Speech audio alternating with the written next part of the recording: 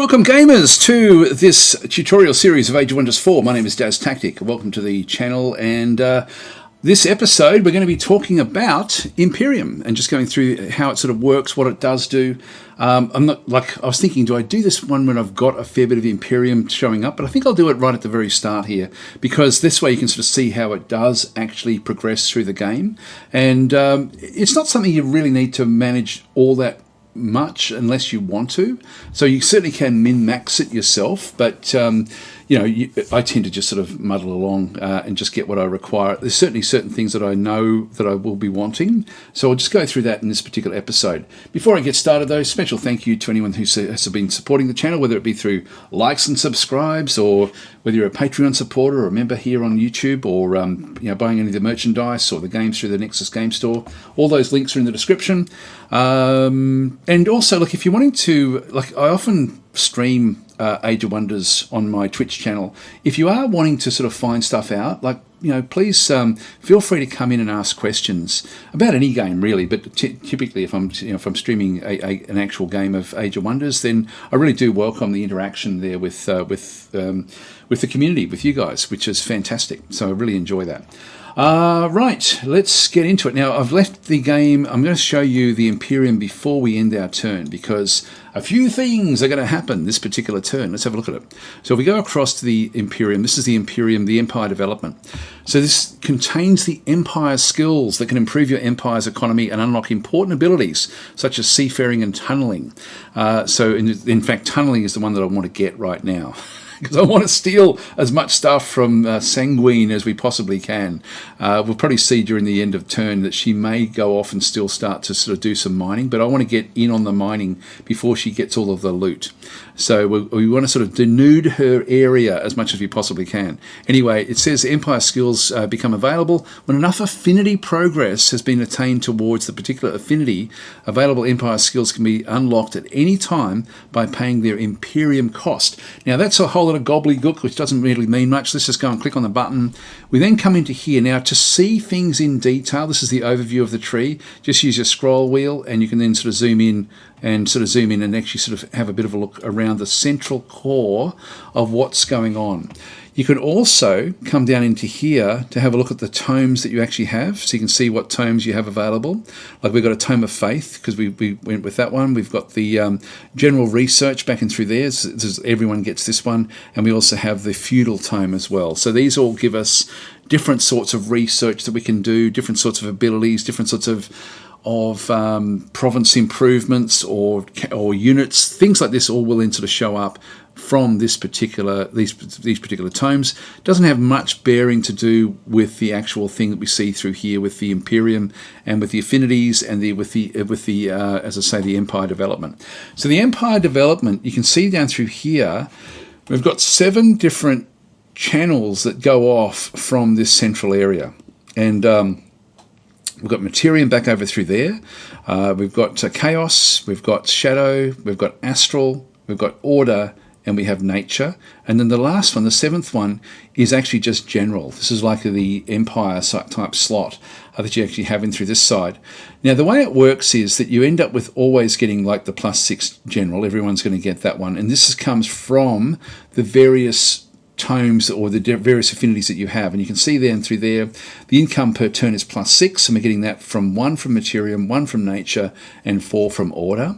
So there's our Nature, sorry, that's our Materium. We're getting +1 through there, and you can see there's just a little bit of an edge along the track as we sort of head out along this particular track through there. If I hover over this one, you can see down through there, turns until this one becomes available. 12 more turns, so 15 turns in total, before we can actually get this first military engineering skill if we wanted to get it. That would then cost us 100 Imperium. Similarly with Nature, it's going to take another same length of time in through here. It costs 100 Imperium to then get Fruitful Integration, which means founding or absorbing cities takes -2 turns, which may be useful for us. We'll see how we go. Over through here, though, we're getting quite close with this one over in through this one. We've got Pacification. This one is destroying an infestation or conquering a free city. Grants a stack of 300 relations with all the other free cities for 10 turns. probably not really all that valuable, but this one's going to expose itself pretty quickly. And so if we hover over that one, you can see there it's going to come in one more turn. Now, because we're getting +4 from here, we are literally only got 3 more to get. So we're 12 of 15 into there. And so we're going to bypass that when I end the turn. The other thing I was hoping to get, in fact, I'm not going to be able to do it. This is actually 7 turns before I can get this particular skill through here, which is to unlock the ability to excavate the earth. And that we're not going to get hold of that one. Of interest, though, this is where we got our extra Whispering Stone. If you saw back a couple of episodes ago when we were talking about free cities and that we actually ended up with 2 Whispering Stones rather than just 1, it's because of the way we started, and this is the Whispering Stone that we got.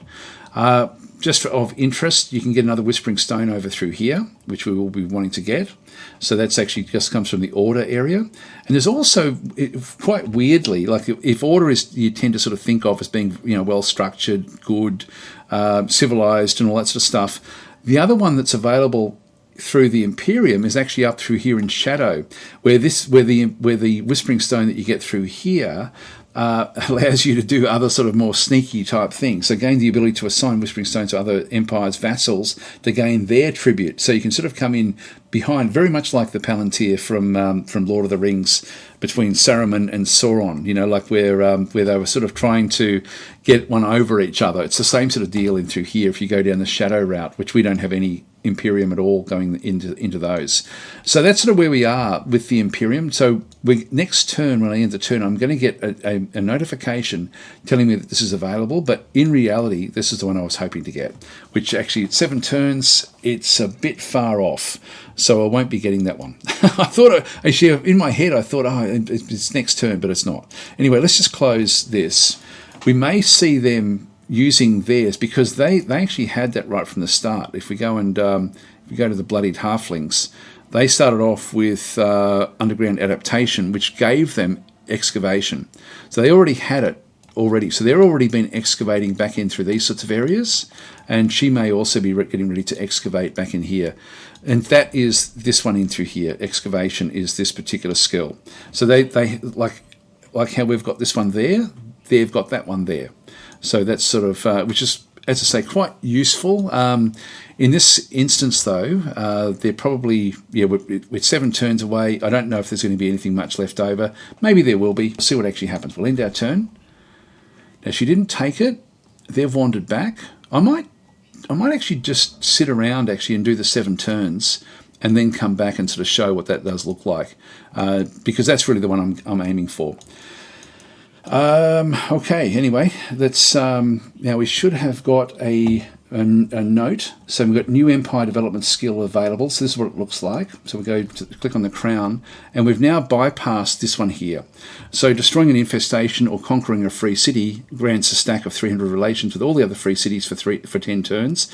I will get that when it's time for me to get it. So all of these other ones are just going a little bit further along. We're getting closer to being able to get basic seafaring. But yeah, we're still now 6 turns away from this one here. Anyway, I'll sort of pause what I'm doing and then come back, and hopefully I'll be able to then sort of show you the excavation skill once we actually do get that one. Anyway, I'll be back soon. By the way, don't feel that you have to unlock everything. Really think about it, because the Imperium is hard to come by. And so, we're only getting by default 40 per turn, and some of these can cost quite a bit. And so ultimately you end up having to pick and choose which ones are important to you, or spending. I should actually point this one out. The Imperium doesn't just have to be spent to get these unlocked. You can use Imperium for all sorts of things. For example, we can use Imperium if we go back upstairs. If I just press the page up, it will then go back up the top. That's the same underground passage that we went through. If I wanted to boost the relationship with with Copper Spire, I could double click on it, bring up this screen here for the free city, and I could then go and boost the allegiance in here by spending 15, and that will give me a +3 allegiance. What that would then do is to get across to the, you can see that if you watch the episode from a few episodes ago about the free cities, we're now moving further and further along into here towards this one, but to get the Pact of Cooperation. It's going to take 3 turns to get there, but we could actually boost it along if we wanted to. We're at 9 at the moment. We could boost it by another 3 into that one, into there. If we spent 15 of our hard-earned Imperium. The other thing we can do with it is we can go back to our city and think, okay, look, I really want to have, in fact, we have already gone up another level with the population, so we can go to another one here. But if I wanted to boost this one along and go from 3 to 4, I could attract population and spend 45 to go and do it there.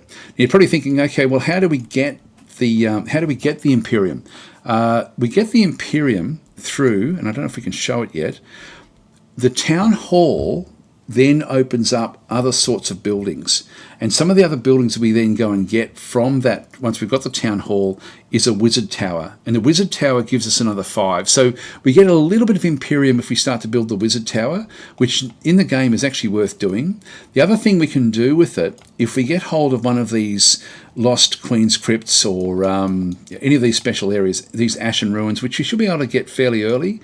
If we go and click on this one through here, if we can annex this and have this as part of our areas, we're going to end up with like if we essentially, if we can annex it, we get another +5 Imperium coming in that way as well. So they're the main ways of getting the Imperium, different ways of spending the Imperium. Anyway, let's just go forward and just, we'll unlock a few other little things so you can sort of see the difference.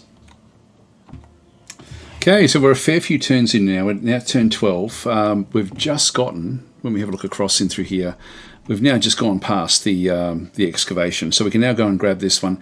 So I'll finish this episode off by showing things. I mean, certainly there's a few little issues we're going to have. So I'm going to be able to then go back and do grievances in the next episode, I think, based on what we're going to be doing here right now. So we'll just go and click on this one, General Empire Skill. We've now got that particular one. Now, there are a few other ones in here that I'm now wanting to get. I also want to go and get another Whispering Stone. So this is actually something I do want to have. I've still got 315 left over. I'll get this one later on, but I'll grab this one now because there's another aspect that I want to show. We've actually come across another free city, so having that third stone is going to be useful for us. Certainly with the way that we're going to be playing. So, because we want to get as many of the free cities as possible. And I'll do another episode about the progression of those free cities, but we'll do this one while we're here in this particular episode using that extra stone. Actually, maybe I'll do it as a summary in the next one.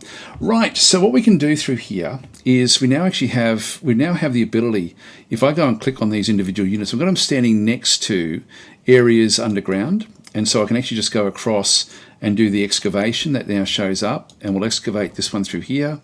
We'll grab this one, excavate. I've got 2 that I can excavate in here. Let's go and do this far one to start with. This archer, excavate, and it finishes off their turn when we do this. But if there's any goodies under here, we get them ourselves. So we may pick up gold, etc. So we'll sort of get them out from underneath the halflings, and I've still got some other units that can still move around. I'll just go and grab loot while I'm here.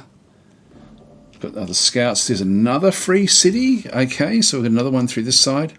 The free city of Castellan, which is the Honourable Dwarves. No keepers. Okay, interesting. Devotees of good. Well, there we go. That's our Whispering Stone. So we'll just go engage in conversation. And we'll just give our Whispering Stone across to them, I guess. So we'll give the Whispering Stone. Done. So we're going to have now dwarves that would be friendly. And you can see they're quite friendly with us. So that will be good. We've done a fair few episodes ago now. We did actually, what to do with the free cities. But this will be good actually, because in the next episode I'm going to be able to talk through the various degrees of interaction with the cities themselves. Hang on, I've got other things here. I'll just quickly get these out of the way. So I'm just doing any old thing through here. I'll just grab the chaplain for now. I'm not going to worrying too much about what we do. Come back across. We're picking up different things. This is Giant's Bane. Now, this may or may not be good enough for our hero. I'll talk about objects in another time. I'll just take the reward for now. And we'll just keep on sort of moving through this territory. Orders required. Now, what I'm doing here, I'll talk about this in the next episode as well. I'm just leaving that one at the top. And this one in through here. We can excavate as well. I'll excavate that in that direction. Okay, we'll end our turn, and then what we'll see is all of these things will then sort of expand. In fact, what I might leave this episode here, and then we'll talk about what's going to happen next turn with the underground, and also with the problems we're going to end up with this one here. So let's leave it there, and I'll catch you. At least you can see there how we're then using some of the Imperium now to sort of work with getting the extra Whispering Stone, which we've required, getting all the different bits and pieces. Thanks for watching. I'll catch you in the next episode where we talk about grievances and sort of really sort of pushing the boundaries as far as the underground is concerned, and also with the with enemy AI. So anyway, we'll be a bit of a hybrid episode next time. Thanks for watching. I'll catch you then.